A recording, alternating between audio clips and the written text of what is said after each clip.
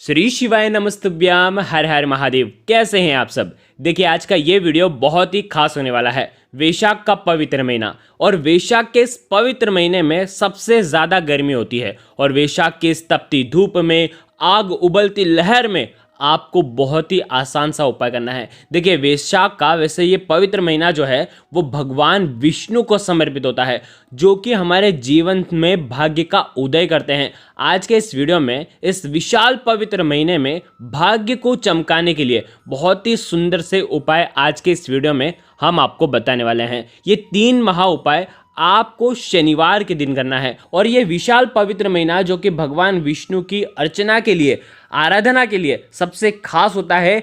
और ये जो महीना है और ये जो पवित्र महीना है, भगवान विष्णु की जब हम पूजा करते हैं तो इस शरीर में तेज की वृद्धि होती है, हमारे जीवन में एक ऊर्जा का प्रवाह होता है। तो बहुत ही आसान से ये उपाय हैं।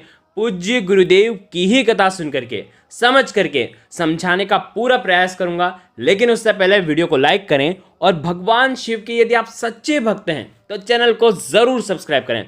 देखिए वैशाख का पवित्र महीना होता है भगवान विष्णु को समर्पित और शनिवार का जो दिन होता है उस दिन पीपल की वृक्ष की जड़ में साक्षात भगवान विष्णु और माता लक्ष्मी का वास होता है। तो आज का ये जो सबसे पहला उपाय है, जो कि सबसे खास उपाय है, ये आपको करना है। देखिए ये पूज्य गुरुदेव ने जो बताया है उसी अनुसार बताने का प्रयास करूंगा। सबसे पहले क्या करना, तांबे का पात्र लेना, उसके अंदर जल भरना। ठीक है, यदि आप 1 चुटकी हल्दी डालते हैं तो आप हल्दी भी डाल सकते हैं, काले तिल डालना चाहें तो काले तिल भी डाल सकते हैं, या तो सादा पानी भी आप ले सकते हैं। और ये आपको ले करके जाना है पीपल के वृक्ष के वहाँ पर। अब देखो पीपल का वृक्ष हम कहीं पर भी जल नहीं डाल सकते हैं, हर पीपल के वृक्ष के वहाँ पर हम जल नहीं चढ़ा सकते हैं। जो मंदिर के प्रांगण में अगर पीपल का वृक्ष है वहाँ पर हम ये जल अर्पित कर सकते हैं। साथ ही साथ ऐसे पीपल के वृक्ष के वहाँ पर हम जल अर्पित कर सकते हैं जहाँ पर आसपास में गंदगी ना हो। ध्यान रखना, पवित्र पीपल के वृक्ष के वहाँ पर ही हम ये अर्पित कर सकते हैं। तो आपको ये जो जल है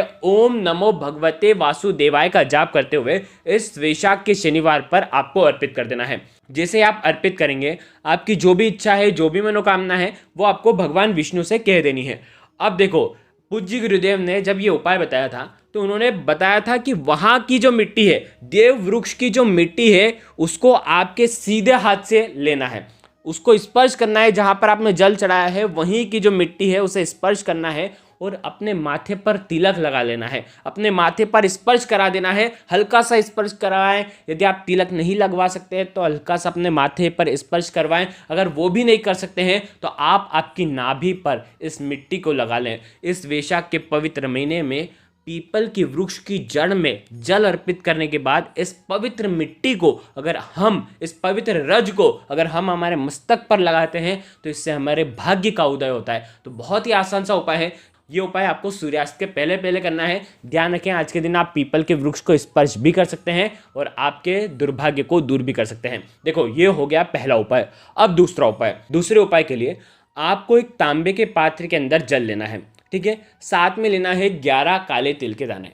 अब देखो ये जो दूसरा उपाय है ये भगवान विष्णु, माता लक्ष्मी को प्रसन्न करेगा, भगवान शनिदेव को प्रसन्न करेगा और तीसरे में भगवान शिव को प्रसन्न करेगा।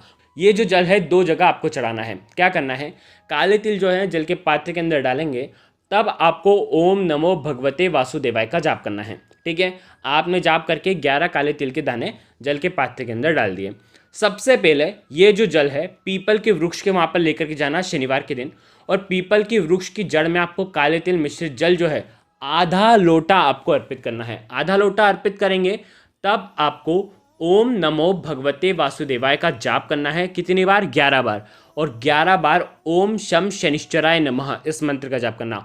अब देखो जब आप पीपल के वृक्ष की जड़ में जब जल अर्पित करेंगे तब आपका जो मुख होगा वो होना चाहिए पश्चिम दिशा की तरफ। बहुत ध्यान से समझना, शनिवार के दिन मुख जो होगा वो पश्चिम दिशा की तरफ मुख करके जल अर्पित करेंगे और दोनों मंत्रों का जाप करेंगे, क्योंकि पश्चिम दिशा जो है वो शनि देव की दिशा मानी जाती है। तो वहां पर आपको जल अर्पित करना है। आधा लोटा जल अर्पित कर दिया और आधा लोटा जल जो है वो आपको ले जाना है शिव मंदिर में और भगवान शिव के शिवलिंग पर आपको श्री शिवाय नमस्तुभ्यम शनिश्चर महादेव के नाम से आप अर्पित कर देंगे।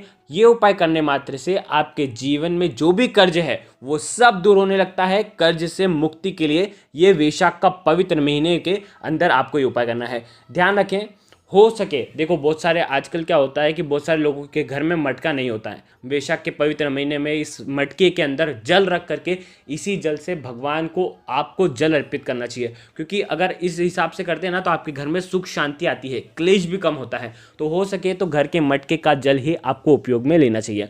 ठीक है, अब तीसरा उपाय भी महा उपाय है, सबसे प्यारा उपाय है। आपको एक पीपल का पत्ता लेना है। पीपल का पत्ता शनिवार के दिन लेकर के आ रहे हैं तो शनिवार के दिन पीपल के पेड़ को स्पर्श कर सकते हैं, हम तोड़ भी सकते हैं। ठीक है, एक पीपल का पत्ता लेकर के आना, बिल्कुल कोमल सा पत्ता होना चाहिए, कड़क पत्ता मत लेकर के आना। या तो ज़मीन पर घिरे हुए पत्ते का भी उपयोग कर सकते हैं शुद्ध जल डाल करके।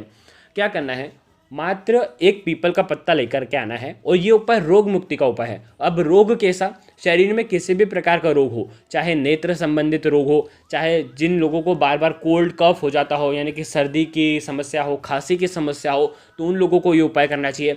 तीसरा, उन लोगों को जिनके शरीर के अंदर रक्त संबंधित कोई परेशानियां हैं, हार्ट संबंधित कोई परेशानियां हैं, लीवर किडनी संबंधित कोई परेशानियां हैं, तो वो भी इस उपाय को कर सकते हैं। देखो करना क्या है, आपको लेना है पीला चंदन। अब देखो पीपल का पत्ता ले लिया, पीपल के पत्ते के ऊपर आपको पीला चंदन रखना है और पीले चंदन के अंदर शुद्ध जल आपको मिलाना है। ठीक है, 1 चम्मच पीला चंदन कम से कम आपको लेना है। ठीक है, अब आपको ये पीला चंदन ले करके और पीपल का पत्ता ले करके भगवान शिव के मंदिर में जाना है, साथ में एक तांबे के पात्र के अंदर जल लेकर के जाना है। ठीक है, अब आपको क्या करना है, इस चंदन के अंदर थोड़ा सा जल, या तो आप गुलाब जल भी मिला सकते हैं या तो गंगा जल भी मिला सकते हैं, मिला करके इसका पेस्ट तैयार कर लेना है पीपल के पत्ते के ऊपर ही। ठीक है, अब आपको क्या करना है, आपके हाथ से, ठीक है, आपके हाथ से या तो सीधा हाथ की चीटी उंगली के पास वाली जो उंगली है जिसे अनामिका उंगली कहते हैं, उस अनामिका उंगली में आपको ये पीला चंदन लगाना है। और पार्वती माता और भगवान शिव का ये जो कटी भाग है ना, जो जिनसे जुड़े हुए रहते हैं, भगवान शिव और शक्ति जिससे जुड़े हुए रहते हैं, वो जो कटी भाग है, कटी भाग के चारों तरफ आपको 360 डिग्री के अंदर आपको ये पीला चंदन का लेपन कर देना है। ठीक है, अब आपने जैसे ही लेपन करा, ठीक है, अब लेपन करने के बाद वापस से पूरा लेपन आपको हल्का सा उतार लेना है। जितना उतर जाए उतना उतार देना है आपको। आप बस एक बार में जितना आपकी उंगली में वापस से आ जाए वो पीला चंदन, वित्ता आपको वापस से निकाल करके इस पीले चंदन को आपको माता अशोक सुंदरी वाले स्थान पर आपको अर्पित कर देना है। देखो आ गई बात समझ में, पहले कटी भाग में आपने पीला चंदन लगाया, फिर पीला चंदन वापस से निकाला, जितना भी निकल जाए, ऐसा नहीं कि पूरा ही निकलना चाहिए, जितना भी वापस से एक बार में जितना निकल जाए वो निकाल करके आपको माता अशोक सुंदरी वाले स्थान पर आपको अर्पित कर देना है। ठीक है, जैसे ही माता अशोक सुंदरी वाले स्थान पर आपने अर्पित करा, वापस से आपको थोड़ा सा आपकी उंगली में थोड़ा सा पीला चंदन लगा रहे, आपको वापस से पीपल के पत्ते के ऊपर जो पुराना पीला चंदन पड़ा हुआ है उसमें आपको मिला देना है। बस इतना सा उपाय करना और 1 लोटा जल जो है भगवान शिव के शिवलिंग पर आपको अर्पित कर देना है। अब आपके पास पीपल के पत्ते के ऊपर जो पीला चंदन है, अब इस पीले चंदन को आपको घर पर लेकर के आ जाना है और उसके बाद जो भी रोगी व्यक्ति है उसके अगर कंठ में, यदि उसको सर्दी खांसी की बीमारी है तो कंठ पर हल्का सा बिल्कुल लगाना है, बिल्कुल हल्का सा। और उसके बाद किसी को अगर नेत्र संबंधित परेशानियां हैं तो अपने आंखों पर लगा सकते हैं, हल्का सा लगाना है। ठीक है, साथ ही साथ जिनको शरीर में किसी भी प्रकार की बीमारी है तो वो नाभि पर भी लगा सकते हैं। ठीक है, इस प्रकार से ये उपाय केवल वैशाख के पवित्र महीने में करना चाहिए। वैशाख के किसी भी दिन कर सकते हैं, नवमी तिथि विशेष है, नवमी तिथि पर भी आप ये उपाय कर सकते हैं। ध्यान रखना, ये जो पीला चंदन है लगातार 9 दिनों तक आपको उपयोग में लेना है, यानी कि पीला चंदन आपको 9 दिन तक लगातार आपको लगाना है। ऐसा नहीं है कि आपको भगवान शिव के मंदिर में 9 दिनों तक ये उपाय करना है। उपाय एक बार करेंगे और पीले चंदन आपको 9 दिनों तक आपके शरीर पर लगाना है। बस देखिए, बस इतना सा उपाय करना है। तीनों महा उपाय हैं, जो आपको लगे आप कर सकते हैं। अगर आपको कुछ भी चीज़ समझ में ना आए तो कमेंट में पूछ लेना, गलती नहीं करना है। श्री शिवाय नमस्तुभ्यम। हर हर महादेव।